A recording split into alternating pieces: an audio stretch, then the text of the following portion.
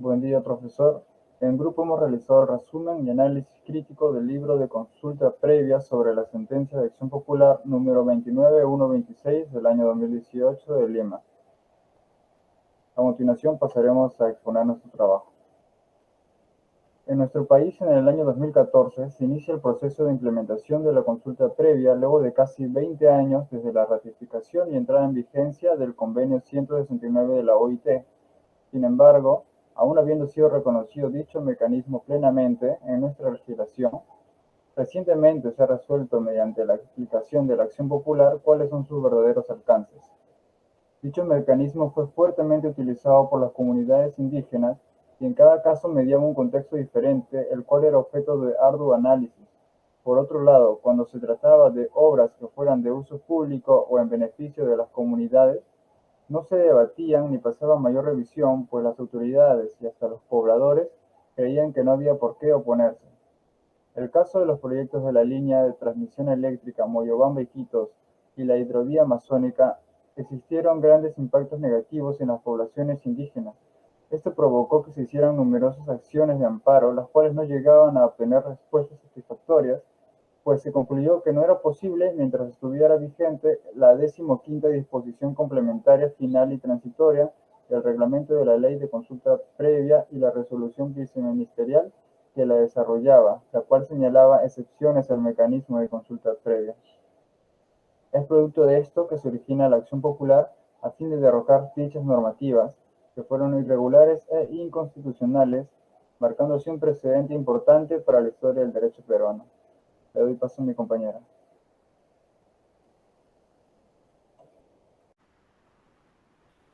Bien, continuando con la exposición, voy a explicar sobre los antecedentes de la consulta previa en el Perú. El primer antecedente es el convenio 169 de la OIT, emitido en 1991, y esta fue ratificado por el Perú en 1993. Asimismo, entró en vigencia en 1995. El Baguazo, que es del 2009, fue recientemente implementado en ese entonces, y en el 2011 se publicó la ley número 29875. En 2012 se publicó su reglamento mediante el Decreto Supremo 001-2012.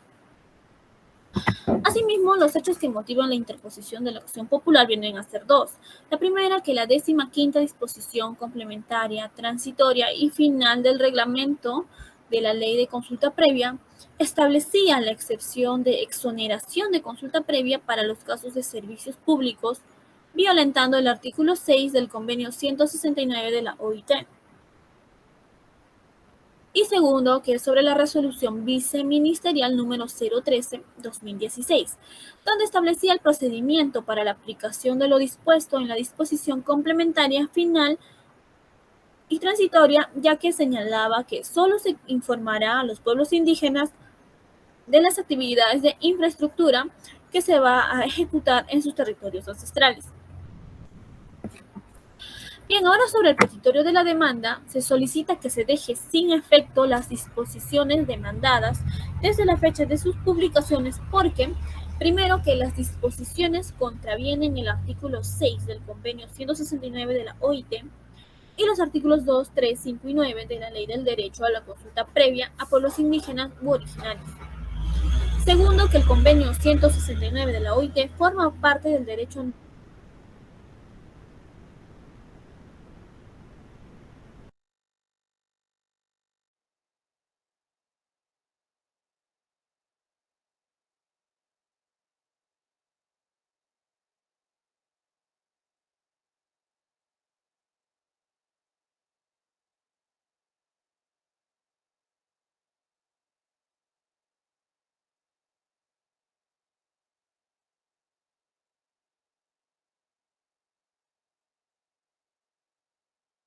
sea declarada infundada porque primero es que se ha implementado una política progresiva de reconocimiento de derechos de pueblos indígenas. La ley de consulta previa señala que el viceministerio es un órgano técnico especializado en materia indígena del Poder Ejecutivo. Tercero, que someter a un proceso de consulta retrasaría la implementación de medidas que no solo tienen por finalidad garantizar los derechos de los individuos que integran los pueblos indígenas. Cuarto, que las medidas no tienen por objeto desconocer el derecho a la consulta, sino más que nada garantizar la vigencia de otros derechos fundamentales que éstas contribuirían en su desarrollo integral. Y quinto, que las normas impugnadas establecen mecanismos de participación de los pueblos indígenas con el fin de que en coordinación de ellos se implementen tales medidas. Y sexto, que la ley de consulta previa no ha reconocido el derecho de veto. Asimismo, el argumento del Ministerio de Cultura en segunda instancia para negar la consulta previa de los servicios públicos tienen hasta tres, que la primera es que el apelante solo habría argumentado que la 15ª disposición sería inconstitucional e ilegal por establecer excepciones a la consulta previa. Segundo, que no existiría la falta de motivación. Y tercero, que debería descartarse la supuesta afectación del artículo 6 del convenio 169 de la OIT y de los artículos 2, 3, 5 y 9 de la ley número 27985, que es la ley de la consulta previa. Y por último tenemos el control de convencionalidad, constitucionalidad y legalidad en la acción popular. El control de convencionalidad sirve como carácter vinculante en el ámbito de los derechos humanos. El control de constitucionalidad señala que se debe preferir la norma constitucional cuando exista incompatibilidad con una norma legal. Y el control de legalidad señala que se debe aplicar las leyes conforme a las normas constitucionales y convencionales estipuladas. Los jueces estarían obligados a realizar un control de convencionalidad como paso previo al control de constitucionalidad y legalidad. Bien, ahora doy pase a mi compañero.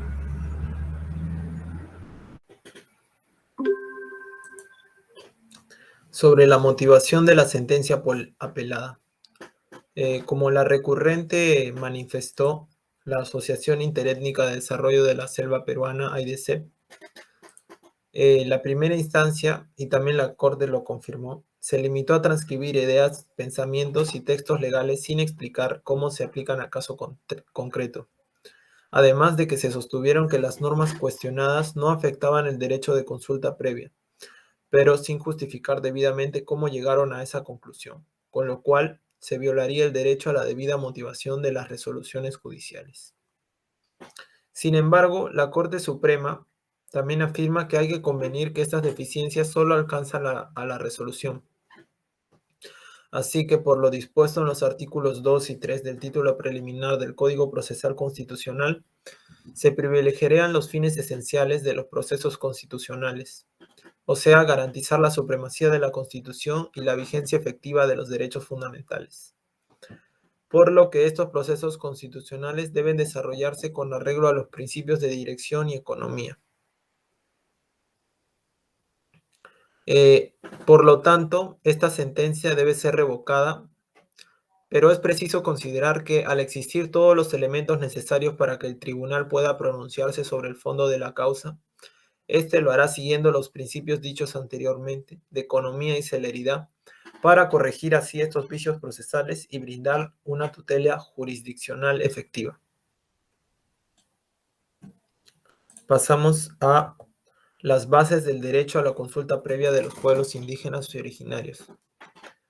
La Corte Suprema propone para ello, entonces, que para resolver las posiciones vertidas, es necesario acudir a normas constitucionales fundantes de la protección de los pueblos indígenas, empezando así por el fin del Estado de defender la dignidad de la persona humana, lo que conlleva garantizar el desarrollo de la identidad étnica y cultural, así como el respeto de sus organizaciones sociales y culturales, las cuales sustentan el derecho a la consulta previa de los pueblos indígenas u originarios. Por tanto, la Corte expresa argumentos sobre este derecho que sientan una base importante, pues en la sentencia se nos dan estos argumentos de una manera principal para saber cómo es que se va a aplicar luego el proceso, ¿no? El procedimiento de consulta previa.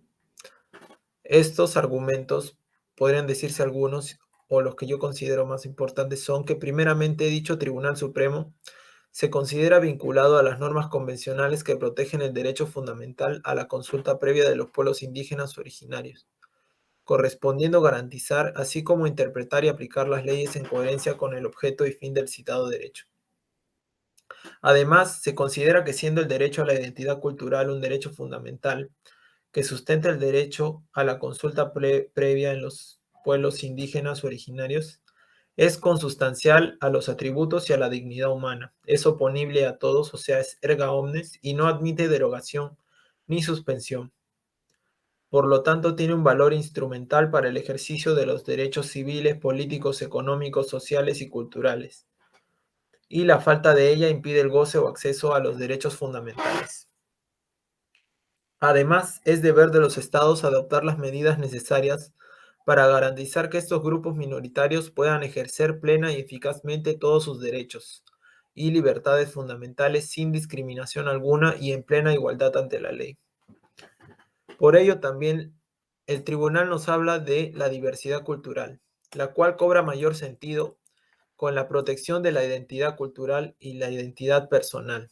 Por ende, el Estado necesita promover políticas de interculturalidad que lleven a los pueblos indígenas a ser parte del Estado de manera real.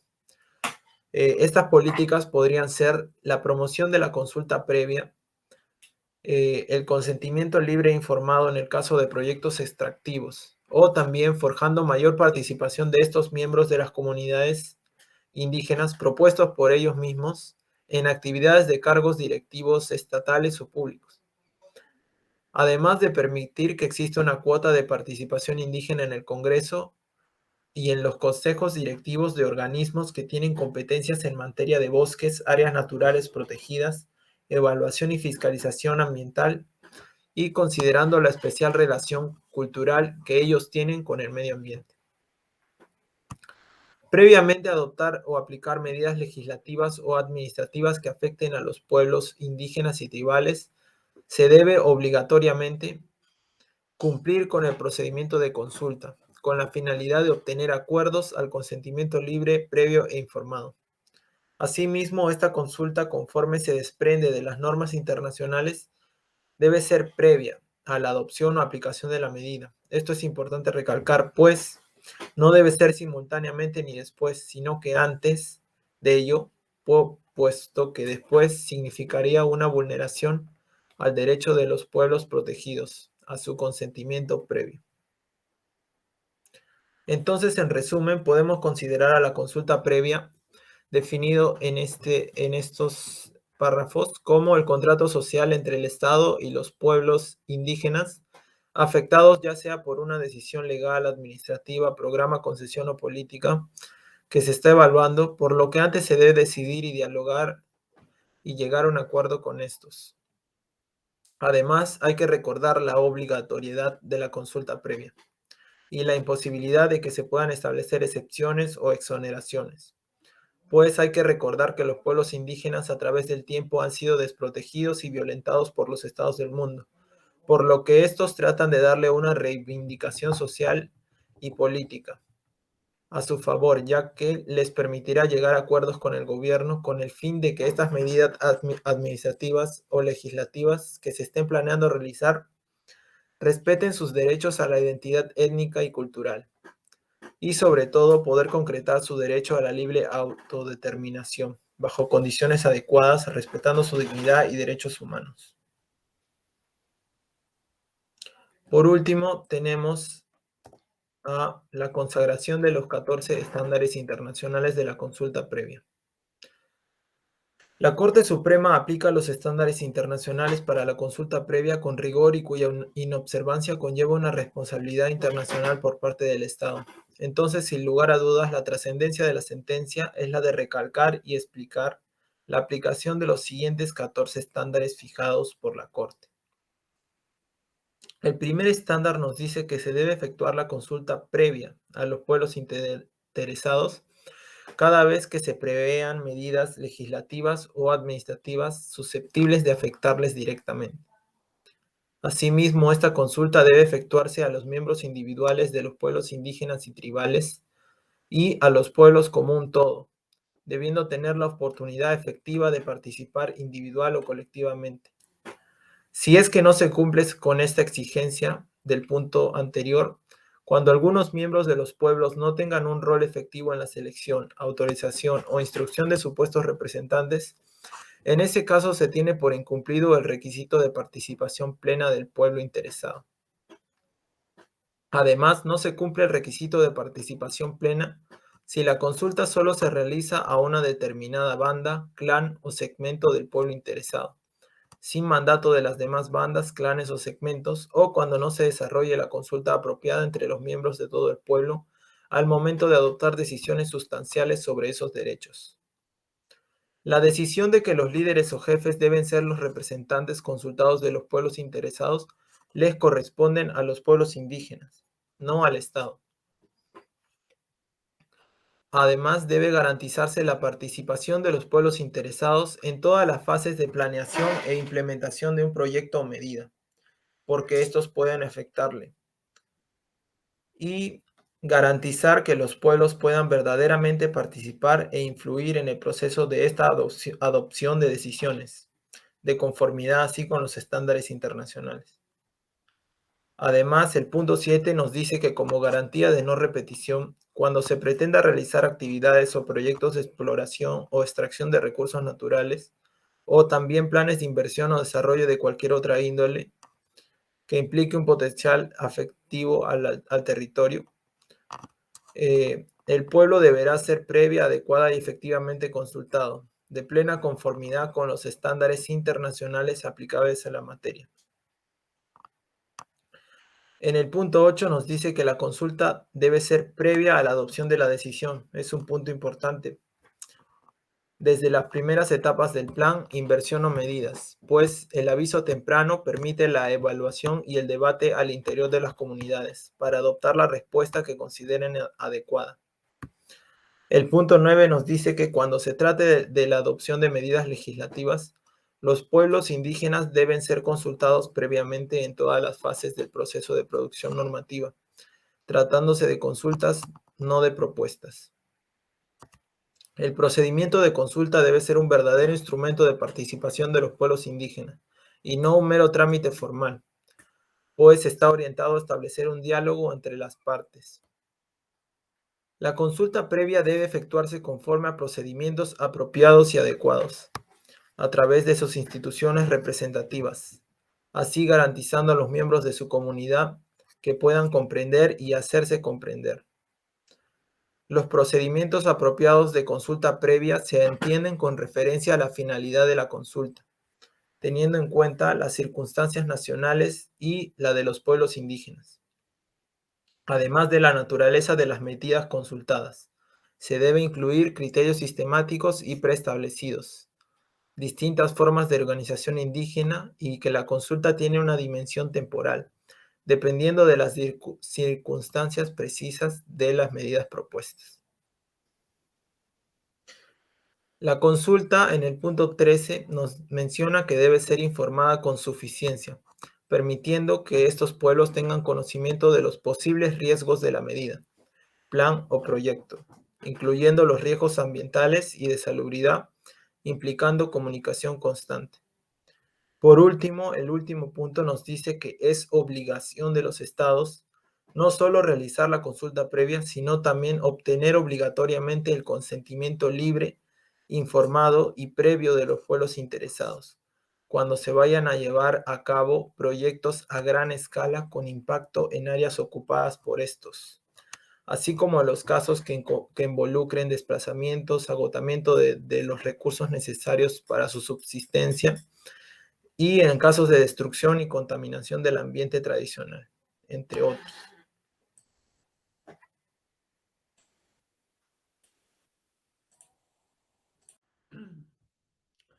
Control de convencionalidad y constitucionalidad de las normas que recortan el derecho de consulta previa. La Corte Suprema advierte que mediante reglamentación se están creando casos de excepción para la aplicación de la consulta previa no previstos en el convenio 169 de la OIT. Esto con referencia a aquellos que versen sobre infraestructura de salud, educación o que beneficien directamente a las comunidades, a las poblaciones indígenas. La decisión de la Corte Suprema declara fundada la demanda y ordena la nulidad de la resolución viceministerial número 013-2016. Declara sus efectos vinculantes para todos los poderes públicos. Esto es que aquella resolución de carácter administrativo que indicaba que que no era requerida la consulta previa para aquellos casos en los que tratara su infraestructura vinculada a salud, educación o servicios que benefician a las poblaciones indígenas, se declara nula por vulnerar el derecho constitucional de la consulta previa. Las consecuencias y repercusiones de la sentencia. La importancia y carácter vinculante que hace la Corte en la declaración que hace la Corte sobre los derechos de los pueblos indígenas trae una mayor protección de los derechos colectivos e individuales de las poblaciones indígenas, en el sentido de que ahora se reafirma la interpretación y es de carácter obligatorio para todos los vinculados, para toda la administración pública. Adicionalmente, del reconocimiento de los 14 estándares internacionales que aplican la consulta previa y el consentimiento libre e informado. Apelación a la resolución 22. Esto es respecto al anexo número 1, donde habla de que se transgrede el derecho a la debida motivación, toda vez que las consideraciones de la sala solo citan doctrina, pero sin establecer la causa lógica y lleva a la conclusión, ¿no? Que la conclusión en esa instancia, porque no se estaría contrariando la ley del derecho a la consulta previa, pero no se da un sustento lógico. Asimismo, sobre los fundamentos de hecho de la referida apelación, se tiene que la afectación radica en que la medida administrativa relacionada a un servicio público es la que decide ante sí, siendo que la medida administrativa decide por sí misma si beneficia o no al pueblo indígena. En este sentido, se está limitando su autodeterminación y se está vulnerando su derecho a la consulta previa. Ahora le voy a dar el pase a mi siguiente compañero. Respecto al anexo 2, escrito para mejor resolver apelación de la sentencia de primera instancia. Las medidas que se consideraban irregulares contenidas en la disposición que buscaban revocar vulneraban el artículo 6 del convenio 169 de la OIT y el artículo 2 de la ley de consulta previa, ley número 29785, ya que éstas no señalaban excepción alguna al mandato de consulta previa. Esas dos únicas excepciones era cuando trataba de mantenimiento y construcción de obras necesarias para la provisión de servicios públicos, lo cual era inconstitucional, ya que no podía vulnerar los tratados internacionales a los que estaba aplicado el Perú. Sin embargo, fuera de que se iban en contra o no de estos tratados, también indicaban que por encontrarse ya reglamentado, no había por qué aceptar apelación alguna, ya que asumían erróneamente que al crear el reglamento y señalar las excepciones, se entendía que los pueblos indígenas aceptaban implícitamente, lo cual es algo completamente ilógico, pues según ese razonamiento nada podría ser apelado y las personas tendrían que acatar sin evaluar todas las disposiciones que emiten los ministerios en general.